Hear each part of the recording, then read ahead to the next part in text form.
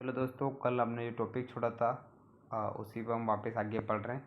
हमने आहार का टॉपिक पढ़ा था और उन्होंने देखा था संतुलित भोजन क्या होता है, कौन कौन से होते हैं, कार्बन, हाइड्रोजन, ऑक्सीजन और नाइट्रोजन क्या होते हैं, उसमें उस प्रकार होते हैं। उसमें हमने देखा फास्फोरस, सल्फर भी हो सकते हैं।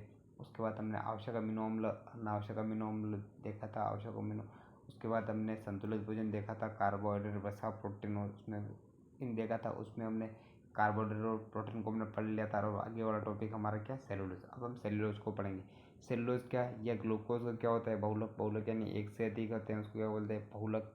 ग्लूकोज का क्या होता है, बहुलक होते हैं, यानी कि एक से अधिक ग्लूकोज मिलकर क्या बनाते हैं, सेलुलोज का निर्माण करते हैं। ये पादपों की क्या होता है, कोशिका भित्ति का मुख्य घटक होता है, ये सही है। प्रकृति में पाया जाने वाला उपस्थित कार्बनिक पदार्थ है, ये भी सही है। मनुष्य में इसका पाचन नहीं होता, जबकि जानवर इसका पाचन कर सकते, क्योंकि जानवरों में आंत में ई जीवाणु। अब याद रखना, ई जीवाणु कहाँ पाया जाता है, आंत में पाया जाता है। ये बहुत इंपॉर्टेंट है, बहुत बार एग्जाम में आया हुआ है कि ई नामक जो जीवाणु होता है वो कहाँ पाया जाता है, आंत में पाया जाता है। जो सेलुलोज के पाचन में क्या होता है, एंजाइम निकालता है। उसके बाद ये क्या होता है, रेयान, रेशा, कपास, लकड़ी। कपास में क्या होता है, पाया जाता है, कपास में 90% पाया जाता है, लकड़ी में कितना, 60% पाया जाता है। अब इसी प्रकार से आगे हम देखो, हमारा सेलुलोज का टॉपिक ज़्यादा नहीं था। सेलुलोज का टॉपिक हमने इतना ही था। ग्लूकोज का बना होता है, पादप कोशिका भित्ति का मुख्य घटक, ये प्रकृति में पाया जाता है। इसका पाचन नहीं होता है, जानवरों में होता है। क्यों होता है, क्योंकि ई कोलाई नामक जीवाणु होता है जो इसको पाचन कर सकता है। उसके बाद सेलुलोज किसमें पाया जाता है, लकड़ी, कपास, रेशा। सबसे कपास, और सबसे ज़्यादा किसमें, कपास में पाया जाता है। कितना पाया जाता है, 90%। अब आगे हम पढ़ेंगे फैट, वसा। वसा का मतलब क्या होता है, जो शरीर की एक बार देख लेते हैं। वसा नहीं, जिसको क्या बोलते हैं, इंग्लिश में फैट कहते हैं, उसको क्या कहते हैं, लिपिड कहते हैं। अब लिपिड, बायोलॉजी में इसको क्या कहते हैं, लिपिड कहते हैं। स्रोत क्या है इसका, यानी कि कहाँ से हम ले सकते हैं। तो देखो, मक्खन आप दूध से ले सकते हैं, हम मक्खन से ले सकते हैं, घी से ले सकते हो, तेल से, फ्राई फूड से ले सकते हो, फ्राई फूड से। उसके बाद दूध, दूध में भैंस का दूध और गाय का दूध सबसे ज़्यादा किसमें होता है, भैंस का दूध में। यानी वसा का मतलब जो आपका घी होता है ना, जो दूध आप जमाते हो फिर जो घी निकलता है वो क्या है, वसा है। तो भैंस का जो दूध होता है उसमें ज़्यादा घी निकलता है और गाय के दूध में कम निकलता है। और एक ऐसी मतलब साइंस है कि जिसका आदमी जो बड़ा शरीर होता है ना, उसको सर्दी कम लगती है। क्यों कम लगती है, क्योंकि शरीर में क्या होता है, फैट पाया जाता है। शरीर की जो बॉडी होती है ना, वो फैट के रूप में जमा हो जाती है, उससे उसको क्या होती है, सर्दी कम लगती है। अब देखो, ये भी क्या, इसके तीन से मिलकर बना होता है, कार्बन, हाइड्रोजन और ऑक्सीजन के बने होते हैं। वसा में सर्वाधिक क्या पाई जाती है, ऊर्जा पाई जाती है। कार्बोहाइड्रेट के दोगुने से अधिक पाई जाती है, हमको पता है, घी के रूप में स्थिर रहता है इसलिए।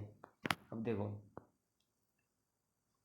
कैलोरी कम, यानी ऊष्मा मान क्या होता है, इसमें सर्वाधिक होता है। यानी कैलोरी का मान सबसे अधिक इसमें होता है, अपने से वसा में होता है।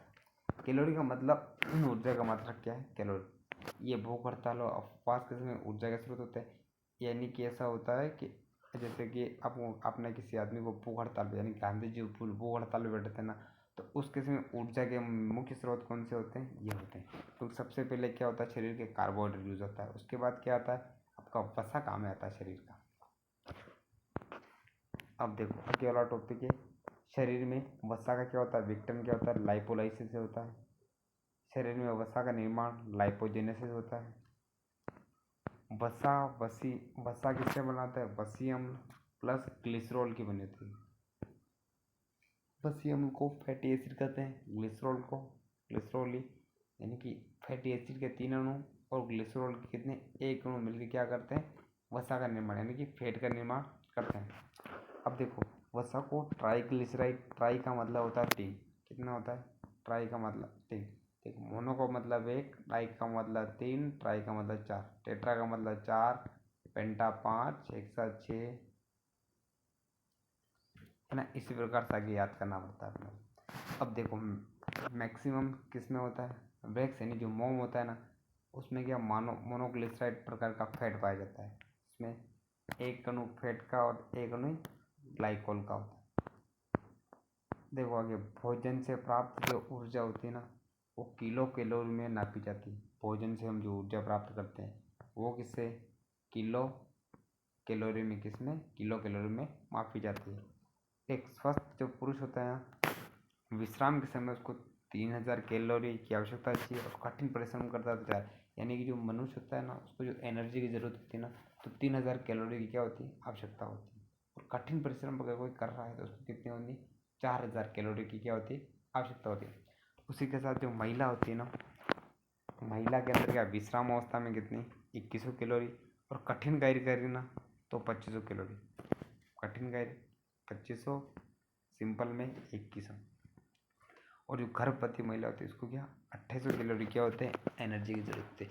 अब आप एक जगह महसूस कर रहे होंगे कि जो पुरुषों में 3000 कैलोरी महिलाओं में 2100 कैलोरी ही क्यों। इसका कारण आप कमेंट बॉक्स में बताना। अगर आप नहीं बता पाते हो तो मैं अगले वीडियो में वैसे ही बता दूँगा, ठीक है। उसके बाद 1 किलो कैलोरी बराबर क्या होता है 4.2 किलो जूल होता है 1 किलो कैलोरी। पोषक तत्व यानी कि जो पोषक तत्व होते हैं पोषक तत्व कार्बोहाइड्रेट से कितना है 4 किलो कैलोरी यानी जो कार्बोहाइड्रेट से कितना 4 किलो कैलोरी अपने को क्या मिलती है ऊर्जा मिलती है। वसा से कितनी मिलती है 9.3 किलो कैलोरी मिलती है। प्रोटीन से कितनी मिलती है 4.2 किलो कैलोरी मिलती है। और एल्कोहल से कितनी मिलती है अपने को 7 किलो कैलोरी ऊर्जा मिलती है। अब देखो पोषक तत्व जिसमें कौन कौन से कार्बोहाइड्रेट प्रोटीन और वसा। दैनिक आवश्यकता यानी प्रति किलोग्राम कितनी आवश्यकता होती है आदमी को, यानी कार्बोहाइड्रेट दैनिक आदमी को 5 ग्राम यूज लेना चाहिए। 1 ग्राम प्रोटीन और 1 ग्राम ही क्या होनी चाहिए वसा होना चाहिए। दैनिक आवश्यकता यानी दैनिक आवश्यकता है अगर 70 किलोग्राम कोई आदमी है ना उसको 350 ग्राम प्रोटीन चाहिए और 70 ग्राम में क्या चाहिए उसको वसा चाहिए। शरीर को ऊर्जा मिलने का क्रम सबसे पहले ऊर्जा कार्बोहाइड्रेट से, वसा से, प्रोटीन से। मैंने आपको पहले ही बता दिया। विटामिन में ऊर्जा नहीं मिलती। विटामिन में क्या होती है ऊर्जा नहीं मिलती। विटामिन सिर्फ अपने शरीर के सिर्फ जो एक्टिविटी होती है ना शरीर की एक्टिविटी चलाने के लिए विटामिन जरूरी होते हैं। रिजर्व सोर्स ऑफ एनर्जी यानी कि वसा होता है। रिजर्व सोर्स मैंने बताया जो बॉडी के रूप में स्थिर रहती है ना वो क्या रहता है फैट रहता है, यानी कि जो रिजर्व रहता है। अगर कार्बोहाइड्रेट की कमी होती है तब जाके इसका यूज़ करते हैं, यानी कि शरीर यूज लेता है उसका। सबसे पहले ग्लूकोज कार्बोहाइड्रेट क्या होता है ग्लूकोज और ग्लाइकोजन के रूप में स्थिर रहता है। अब हम देखते हैं ग्लिसरॉल यानी कि कृत्रिम आंसू बनाने में क्या होता है उपयोगी ग्लिसरॉल, यानी कि आर्टिफिशियल जो आंसू बनाए जाते हैं उसमें कौन सा ग्लिसरॉल काम आता है। यह क्या होता है बायोडीजल का सह उत्पाद है। बायोडीजल का को प्रोडक्ट है, यानी बायोडीजल होता है ना उससे निकलता है। बायोडीजल क्या होता है यानी कि जो धरती के रूप से जो पेट्रोलियम पदार्थ निकलते हैं ना, यानी कि जो कच्चा पदार्थ निकलता है उसको क्या कहते हैं पेट्रोलियम कहते हैं। और उससे बाई प्रोडक्ट क्या निकलता है बायोडीजल निकलता है। वाइट कलर का होता है ये। अब साबुन का क्या होता है सह उत्पाद होता है। इसका उपयोग साबुन को पारदर्शक बनाने में, साबुन को पारदर्शक मतलब आर पार देख सकते हैं वो बनाने के लिए ये एक प्रकार का क्या है एल्कोहल होता है। एल्कोहल को क्या कहते हैं एच। वैसे एल्कोहल का सूत्र क्या होता है मैं बताता हूँ, जैसे कि C2H5OH। एल्कोहल यानी कि जो शराब पीते हैं ना वो, पर इसमें एल्कोहल में एथिल अल्कोहल लोग पीते हैं। क्या पीते हैं एथिल अल्कोहल, वो क्या होता है दारू होती है। परंतु एक होता है CH2OH। ये जो होती है ना सॉरी CH3OH मैं आपको बताता हूँ CH3OH। ये जो होती है ना इसको क्या बोलते हैं ये तो होगी एथिल अल्कोहल, ये होती है मेथिल अल्कोहल। इसको नहीं पे इसको कास्ट स्प्रिट कहते हैं। क्या कहते हैं कास्ट स्प्रिट का क्या नाम है मेथिल अल्कोहल। क्यों नहीं पीते हैं इसको पीने से क्या होता है आदमी मर जाते हैं।